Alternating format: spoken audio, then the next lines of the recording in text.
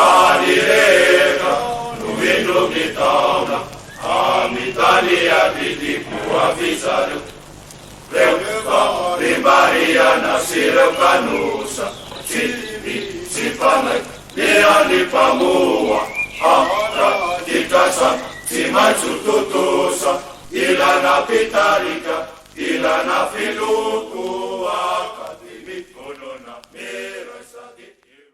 Zao zany le izy ny Amerikana manao enquête mikasika an'le Boeing ary nandefa ny FBI ao Madagasikara. Voatery manaiky Madagasikara satria mandray vola ny famatsimbolan'ny Amerikana dia mody atao hoe izy ny nangataka an'le izy. Tratra daholo reo.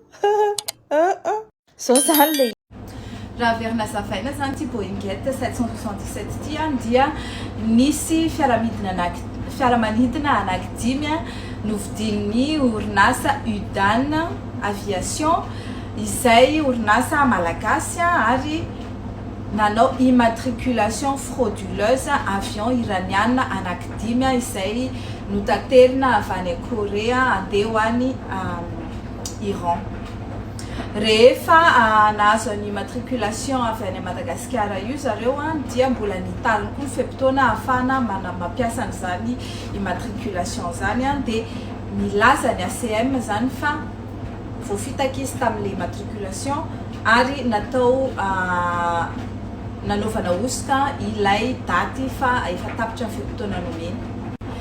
Ny olana eto dia tsy le fanaovana osika tamin'le hoe prolongation an'le daty fa le immatriculation zany hoe rehefa mividy avion ianao ka hoe immatriculenao Madagasikara le izy dia avion alaina ohatra ny avy any Corée na avy any Singapour mandeha ao Madagasikara ho ampiasaina ao Madagasikara ary orinasa malagasy no ampiasa an'izany fa tsy hoe alainao ny immatriculation sous le drapeau malgache dia alefanao any Iran le izy kanefa tsy nandatao Madagasikara no tsy any malagasy tsy an'le orinasa malagasy fa na orinasa iranienne dia eto zany dia Mahan Air.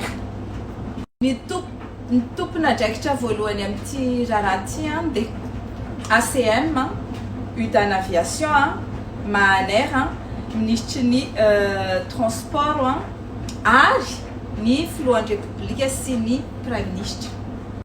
Amin'izao dia mipetraka amin'ny fanontaniana hoe Madagasikara ve no nanafatra ny FBI sa ny FBI no tonga ao Madagasikara ary nanaiky i Madagasikara ho anaovany FBI enquête satria misy nuance zany.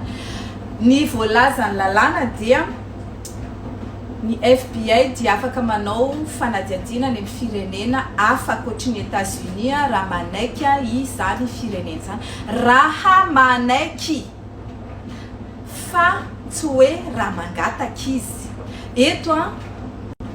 Eto dia manana intérêt aloha États-Unis pour agir zany hoe États-Unis mihitsy no manana initiative hanao an'le enquête. Izy zany manana intérêt afantatra hoe izy marina ny tompony antoko anatin'ity histoire ty satria izy nanao an'le sanction internationale contre ny Iran dia izy ny te halala iza daholy no nandika an'io sanction io na nanao violation ny sanction io iza daholy. Eo indrindra zany no hoe raha milaza ny Prime Ministre fa ny firenena malagasy mihitsy no nangataka any amin'ny FBI hoe makanesa ty aminay manao enquête dia ohatra mampime ihany. Izy ange mise en cause firenena malagasy mise en cause zany hoe le gouvernement malagasy mihitsy mise en cause tokony ho inculpenao anatin'le izy anaovana fanadihadiana dia izy indray no mangataka hoe tonga afa ty aminay nareo anao fanadihadiana fa izahay vonina tsy tompoko. Tsy afaka andeha any Madagasikara ny FBI raha tsy manao accord ny état malagasy. Dikan'le hoe accord dia miteny zany ny FBI hoe izahay dia mila manadiady any aminareo iza marina ary ahoana tsara fandeha ny immatriculation frauduleuse nataony UDAN sy Mahan Air io en violation ny sanction izay napetraka amin'ny iraniana. Dia mamaly le fanjakana hoe eny tompoko afaka tonganareo manao ny fanadihadiana dia izay le hoe accord. Samy hafa zany amin'le samy hafa zany amin'ny hoe izahay atao Madagasikara dia tsy manana ny fitaovana sy ny traikefa ananan'ny FBI sy ny Amerikana ka dia mangataka fiara-miasa aminareo izahay mba hampazava ny tirara ty izay tsisy idiranareo le izy fa resaka entre anay sy Mahanair sy ny pays iraniana sy UDAN aviation sy Singapour sy ny etc. Donc, ozy izy lalatina rikotondrazafo hoe dia fanakorontanana sy fahakalana be tsisy resaka fanakorotana sy fahakalana eto fa ny zavatra ataonareo manakorotana ary mahatonga ny fahasorenany malagasy rehetra. Ianareo efa zatra mamoaka taratasy administratif eraky Facebook, alefaso le taratasy, alefaso le taratasy nalefa any amin'ny FBI sy ny valitenin'ny FBI hijerevanay an'izany dia eo zay miteny hoe ianareo no nangataka sa zareo no nangataka ny hôteny accord-nareo sa ianareo no nangataka ny fiara-miasa aminy.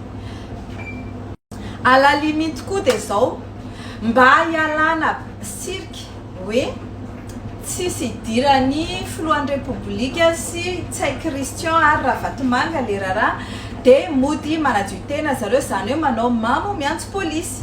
Efa fatan'izao fa misy idirana io fa mba anadiodiovana ny tarehany sy mody ampisehoana hoe izahay dia tena transparent total ary zay dia tsy misy ninina reproché, on a rien à se reprocher, madio ny drapeau dia mody izy indray miantso an'le FBI hoe tonga avy mihitsy aty manao fanady adinanay dia 8 eo otry fa ny mahadiso azy dia zao tsy hoe satria izy mody milaza fa madio ny sainy ary madio ny drapeau-any dia hino ny FBI hoe tsisy idirana io fa ny FBI rehefa tonga eo dia manadiady en toute impartialité ary isikotra hatrany amin'ny hoe izavy ny chaîne de commandement amin'ity zavatra ity satria ny FBI koa tsy adala ka heritreritra hoe bon immatriculation ana avion 10 be zao ohatrin'io ary fantatra tsara fa état mafieux ao Madagasikara napiditra hélicoptère na propagande arany mila accord ny Ravatomanga